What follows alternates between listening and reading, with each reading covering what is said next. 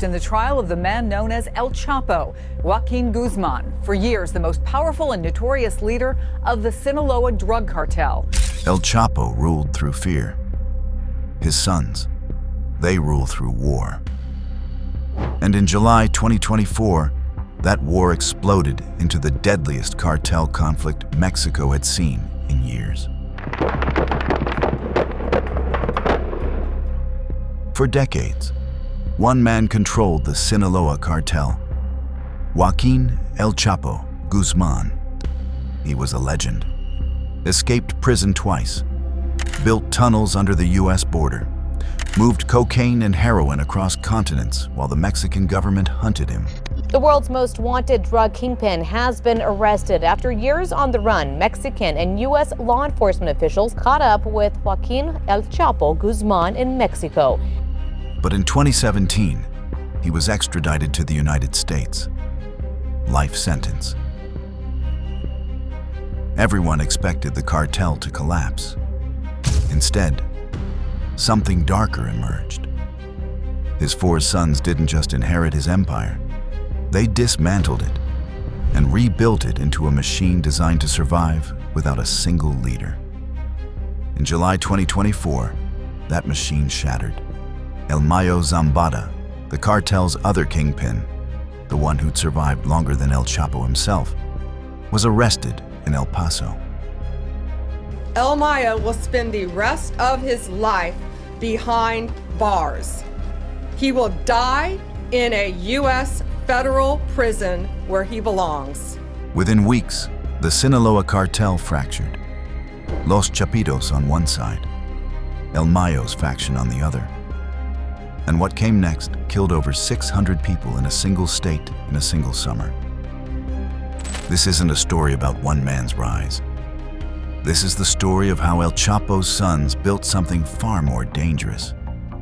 A system that doesn't need a face, doesn't need a legend, and won't stop until it controls everything. The father's blueprint. Joaquin Guzman didn't build the Sinaloa Cartel from nothing, but he turned it into something the world had never seen. By the mid-2000s, his organization controlled an estimated 40 to 60% of all drugs entering the United States. You wouldn't believe this. He is currently represented by a U.S. taxpayer-funded public defender.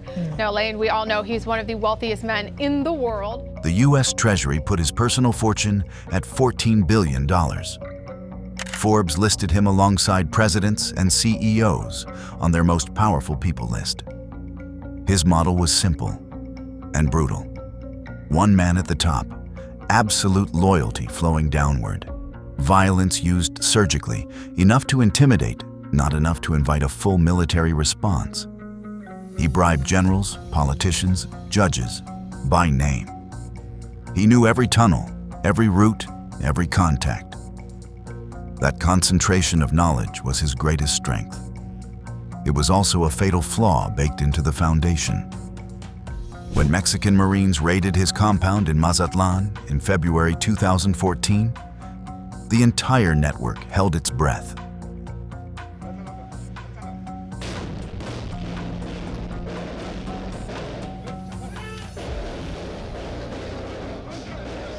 When he escaped through a tunnel under his bathtub 6 months later, the legend grew. This bathroom, where, as you can see, there is another escape hatch underneath this bathtub. When he was finally extradited to New York in January 2017, every analyst predicted the cartel would fragment. They were wrong, because El Chapo had 4 sons, and those sons had been watching their father's mistakes for years. 4 sons, 1 problem. Ivan Archivaldo, Joaquin Jr., Jesus Alfredo, known as El Mochomito, and Ovidio, the youngest, known as El Raton, the mouse. Together, they're Los Chapitos. And in October 2019, the world got its first real look at what they were capable of. Mexican security forces tracked Ovidio to a house in Culiacán. They moved in,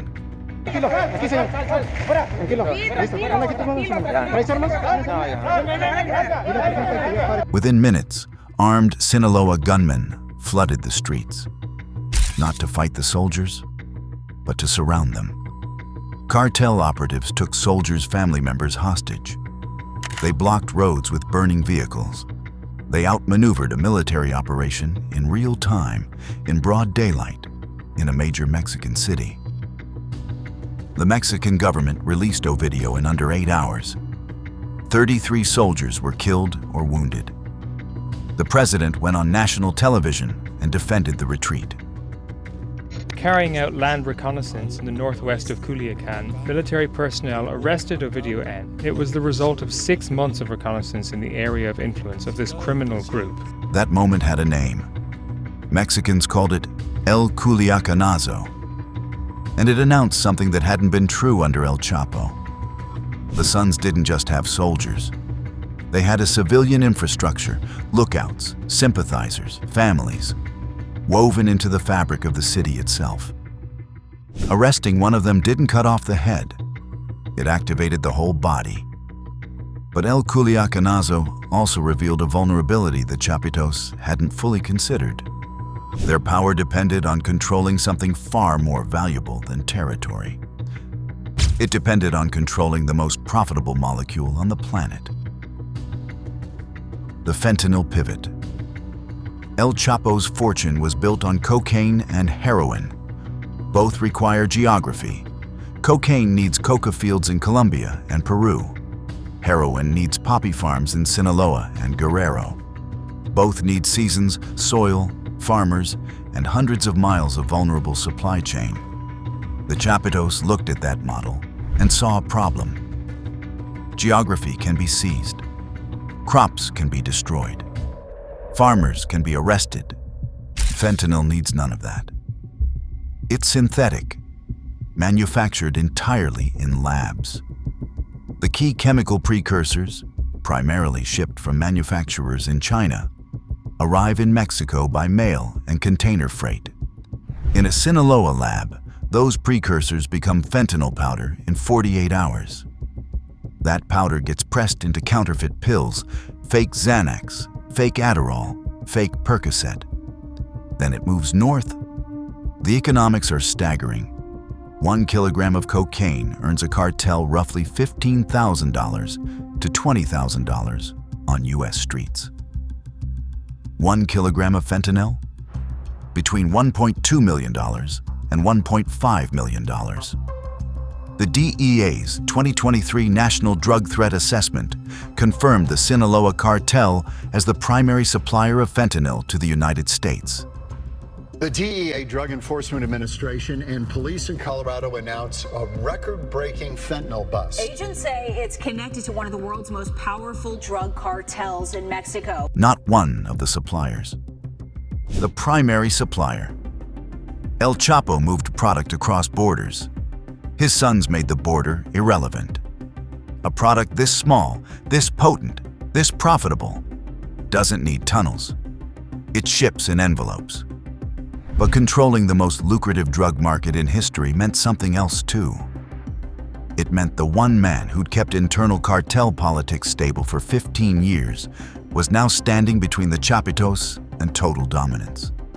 His name was Ismael El Mayo Zambada, and he had no idea what was coming. The fracture. Ismael Zambada had been running the Sinaloa Cartel longer than most people realized. While El Chapo was the face, El Mayo was the foundation. He managed relationships with politicians, rival cartels, foreign suppliers. He's the reason the cartel functioned as a business, not just a war machine. For 15 years, his presence kept a fragile internal peace.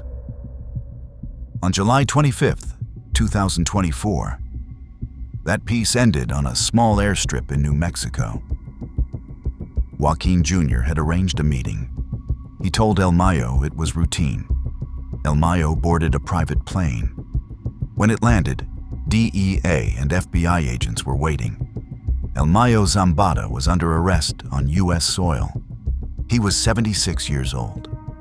he'd evaded law enforcement for 50 years. He wasn't caught by intelligence work, not by surveillance, not by a military operation.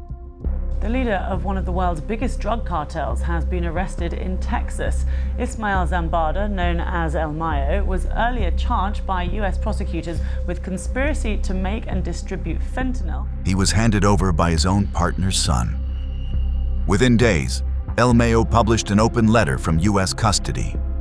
He accused Joaquin Jr. of kidnapping him at gunpoint. He said he never agreed to surrender. He named the Chapitos directly. That letter landed like a grenade inside the cartel. El Mayo's faction, soldiers, plaza bosses, lieutenants loyal to the old guard, understood immediately what had happened. The Chapitos hadn't just removed a rival. They'd broken the one unwritten rule that kept everyone alive. You don't betray your own.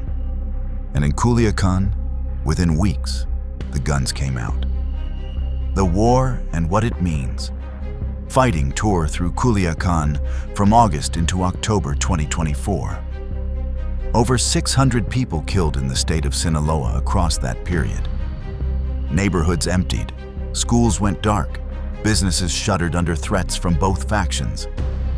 Families caught between two armed forces with no interest in who got in the way. The Mexican government deployed 11,000 troops. They arrested mid-level operators on both sides. The killing continued. Here's what makes Los Chapitos different from their father, and why every law enforcement playbook built around El Chapo fails against them. El Chapo was a node. Remove the node, the network degrades. The Chapitos designed themselves as a mesh. 4 brothers, separate operations, separate lieutenants, separate revenue streams built around fentanyl, methamphetamine, and territorial taxation. You arrest one, the other 3 absorb his operation within weeks. The U.S. government has indicted all 4. It's placed $10 million bounties on each of their heads. Ovidio was extradited to the United States in 2023. And here's the thing. The fentanyl supply from Sinaloa didn't drop. It increased. That detail matters. It means the Chapitos have already solved the succession problem their father never did. The machine doesn't run on any one of them. It runs on the system they built. And that system sits at the center of the deadliest drug crisis in American history. Over 74,000 Americans died from synthetic opioid overdoses in 2022 alone. The majority of that fentanyl traces back to one state in northwest Mexico. One cartel, 4 brothers. El Chapo was dangerous because of who he was. His sons are dangerous because of what they built. And what they built doesn't have a face you can put on a wanted poster. It has a structure. And structures are much harder to destroy than men. If you want to see the next shadow organization we're exposing, click and subscribe on the screen right now.